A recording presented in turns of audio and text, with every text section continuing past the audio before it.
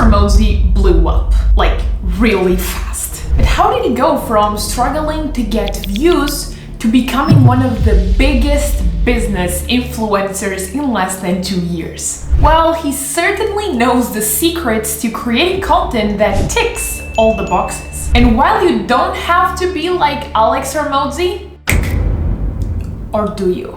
These 4 content tricks will help you exceed your revenue goals while making an impact on your target audience. So, in this video, I will show you the 4 tricks Hormozi uses to convert first-time viewers into raving fans. Why the 3-second rule is the secret that Hormozi keeps to himself, and how most 6th graders are better at sales than most salespeople.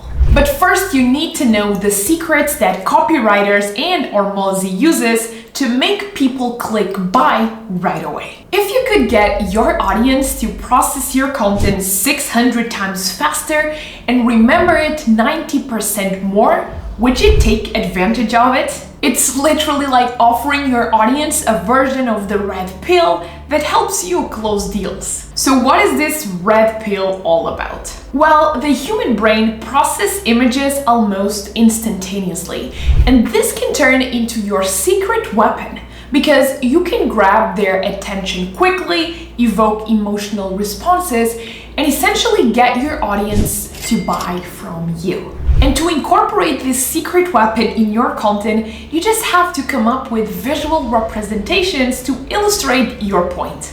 In this LinkedIn post, for example, you can see that for each point I'm teaching, I show people what it looks like. And this obviously makes it way more actionable for my audience. It shows that I know what I'm doing and helps me sell more because people get to imagine the outcome of implementing those strategies. So in your case, if you are creating content, let's say about your strategy to avoid bugs in your content, you can show them the checklist that you run every time.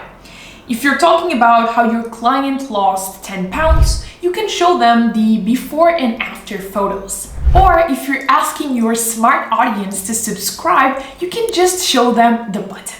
But I already feel an objection coming, and it's not about subscribing to the channel. What if I just write plain text content? Well, then check out this ad written by one of the greatest copywriters in history, Gary Albert.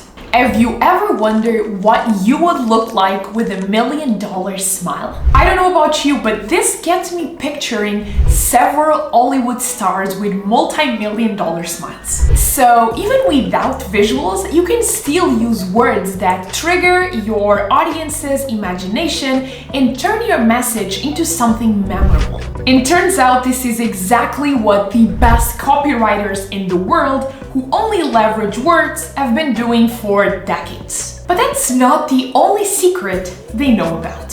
Which one of these is more engaging to watch? I don't think I was good at sales a few years ago. I used to be terrible at sales. The first one, I'm bored. I just want to continue my endless social media scroll. Second one, I'm hooked. I want to know why you were terrible at sales. Well, the second example comes exactly from Alex Hormozi's post. A lot of his content leverages controversy and tends to pick a side from 2 extremes. And this usually gets people's attention. So should you just go about dropping controversial opinions, expecting to close customers that way? No.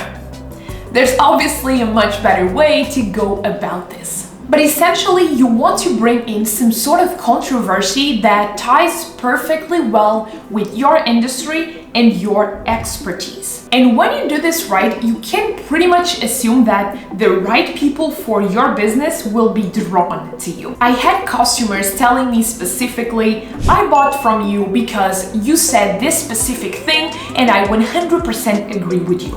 And it's usually something a little bit polarizing, I have to admit. So a quick way to uncover these opinions that you can, just drop on your content is to ask yourself these 2 simple questions. What are some things that I believe in my area of expertise that others don't tend to agree with? And second, what common practices exist in the industry that I don't believe in? So yeah, don't be afraid to pick sides. because that usually leads your audience to pick you. But they will only pick you if you manage to get their attention. Unfortunately, you don't have much time. And Hormozi knows this well, and he even takes advantage of his own style to hook us. You know, the nasal strip and the white tank top, it works. Yeah, not on me though. So the best way to capture your audience's attention is with powerful hooks. They can be an intriguing or relatable question, a surprising fact, a bold and controversial statement, a personal story, a prompt or visual reference. But these hooks need to hook your audience in less than 3 seconds, or else you just lost the opportunity to convert them. See this email? When I'm sending the content growth tips to my list, I make sure that the subject line hooks them. Because if they don't open the email, it doesn't matter what's really inside. And then I leverage the 3-second rule again to get their attention to the content. Otherwise, if they never go past the introduction, I'll miss the opportunity to give them something valuable and build trust. And Alex Hormozi must be one of the best case studies of using the 3-second rule. And if you want to create an even bigger impact in those first 3 seconds, this next content trick will definitely help you get there faster. I've asked ChatGPT to rewrite the same idea in 2 different ways.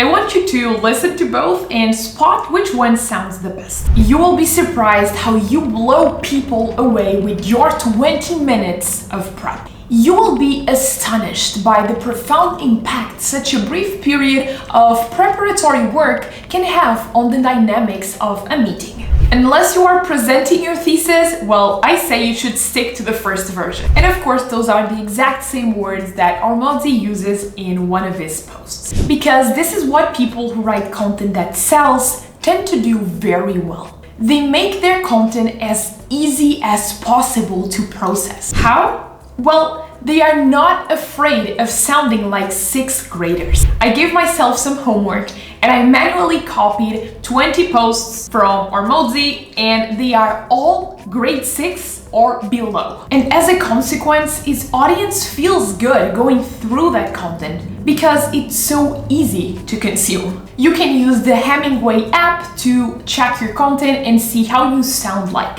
If your content is above grade 9, I would honestly try and see if there's some ways that you can simplify it. Easier said than done though, because the more you know about a topic, the harder it is to avoid jargon and complexity. But let's be real, your audience probably does not have the patience to read a piece of content that sounds like an academic research paper, especially when just scrolling through social media. But what if I don't sound smart enough? Well, this is a common objection.